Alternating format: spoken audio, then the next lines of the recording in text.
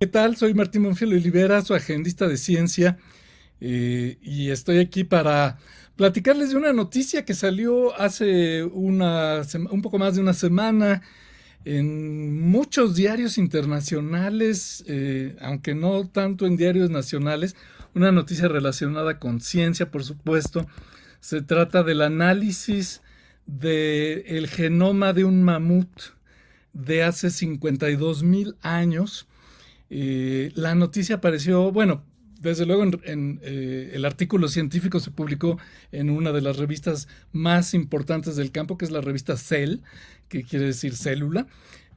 También se comentó en la revista Nature, que es otra de las revistas más famosas del mundo científico, pero apareció en fuentes como el New York Times, El País de España, National Geographic, porque es una noticia verdaderamente importante. El enfoque que le dieron la mayoría de las fuentes noticiosas eh, exagera un poquito porque habla de que este análisis del ADN, el ácido desoxirribonucleico, el material genético que está dentro de los núcleos de las células de este mamut que tienen 52.000 años de antigüedad, eh, podría ser un paso para este objetivo del que se ha hablado ya durante bastante tiempo, de revivir a los mamuts, ¿no? De usar técnicas un poquito en el tono de la película Parque Jurásico,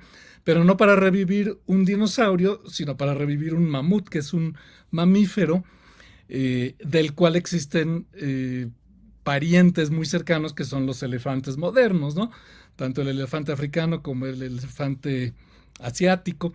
Eh, y se piensa que podría utilizarse células de elefante, cambiarles el material genético por material genético de mamut, o al menos partes del material genético de mamut, y a lo mejor se podría obtener células de mamut, digamos, reprogramadas a partir de células de elefante, y que eso pudiera dar en algún momento, mediante procedimientos que todavía no tenemos, origen a un embrión de mamut que pudiera madurar y pudiéramos tener un mamut en un zoológico, ¿no? Eso sería fantástico. Pero la verdad es que este enfoque que se le dio a la noticia es un poquito exagerado, como decía, porque eso está todavía muy lejos, ¿no? Es algo que ni siquiera sabemos si va a ser posible algún día, pero sin embargo, el análisis que se realizó con técnicas totalmente innovadoras y en una muestra tan antigua, pues realmente es algo que vale la pena destacar. Ahora, no solo por eso fue importante este descubrimiento. Se utilizaron técnicas muy avanzadas de ADN, de análisis del ADN, en que se juntan pedacitos de ADN y se trata de reconstruir, incluso utilizando computadoras, porque este ADN se va degradando con el tiempo y con el maltrato ambiental al que son sometidas estas muestras, y luego la computadora puede tratar de reconstruir el daño para ver cómo eran originalmente, ¿no?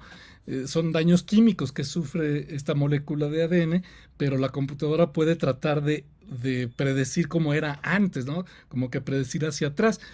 Y estas técnicas se van a poder utilizar, a lo mejor, si se logra acercarnos a esta meta de, digamos, clonar de alguna manera un mamut. También se podría utilizar para revivir otras especies extintas, como por ejemplo el dodo o algunos otros mamíferos o algunas especies que están en peligro de extinción, pues ayudar a protegerlas. Algo más razonable, más cercano, es que estas técnicas se pueden utilizar para analizar el ADN en pacientes que padezcan enfermedades genéticas y tal vez hasta aspirar a reparar su ADN en estos pacientes y ayudarlos a superar estos padecimientos genéticos. Pero el enfoque que yo le quiero dar en particular a esta noticia es todavía otro. Y se trata de una de las autoras importantes del artículo.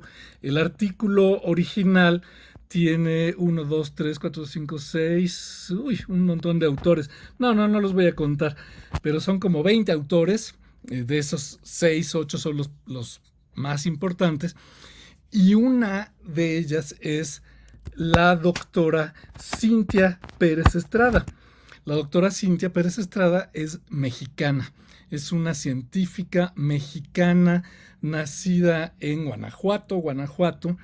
Es una mexicana que estudió biología o psicología, no estoy muy seguro, y después ha estudiado posgrados, una maestría, un doctorado en el extranjero, en particular en Suecia, en la universidad, en el hospital del Instituto Karolinska en Suecia, que es donde se entrega el Premio Nobel de Medicina, una institución de altísimo reconocimiento.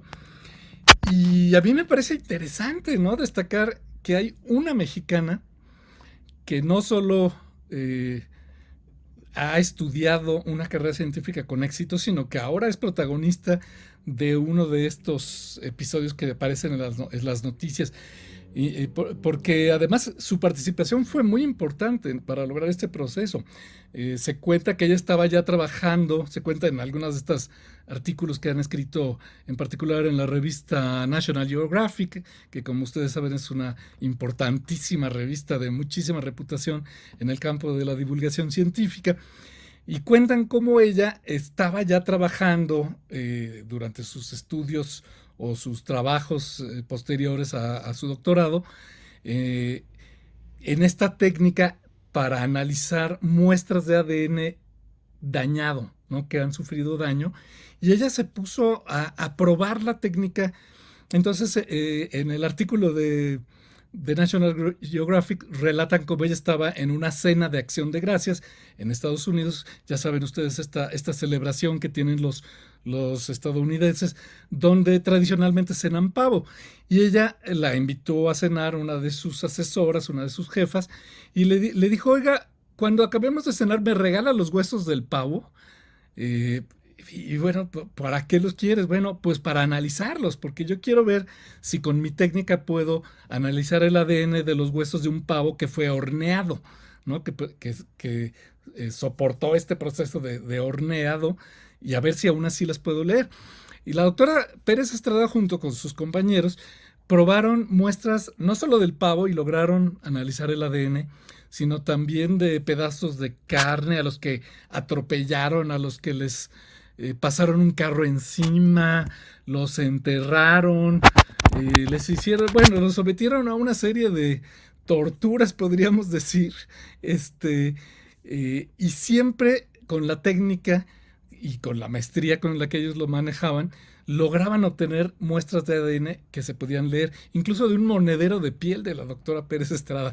Entonces, bueno, ella luego contactó con otros expertos, el doctor Lobdalen de la Universidad de Estocolmo, y trataron de llevar a sus extremos esta técnica, mejorarla, con la ayuda de científicos de Barcelona, de Suecia, de Dinamarca, de Estados Unidos, y finalmente se encontró esta muestra de 52,000 años de antigüedad de un mamut en muy buen estado, y utilizando esta técnica, gracias a esta técnica, se logró lo que se ha logrado ahora: estudiar que la estructura del ADN de ese mamut se conservó cómo estaba doblado, y entonces se puede saber qué áreas estaban activas, qué áreas estaban inactivas. Y se ha visto que, por un lado, los mamuts tenían 28 cromosomas, igual que los elefantes asiáticos modernos, pero también se ha visto que tenían activados genes de resistencia contra el frío, por ejemplo, y otras características. Entonces podemos entender un poquito mejor la biología de los mamuts 52,000 años después de que murieron. Así que felicidades a esta científica mexicana, guanajuatense, Cintia Pérez Estrada. Y bueno, esperemos que no siempre se tengan que ir al extranjero los científicos y científicas mexicanos para poder hacer este tipo de trabajo, sino que lo puedan hacer en México. Soy Martín Bonfil Olivera, de la Dirección General de Divulgación de la Ciencia de la UNAM, y soy su agendista de ciencia.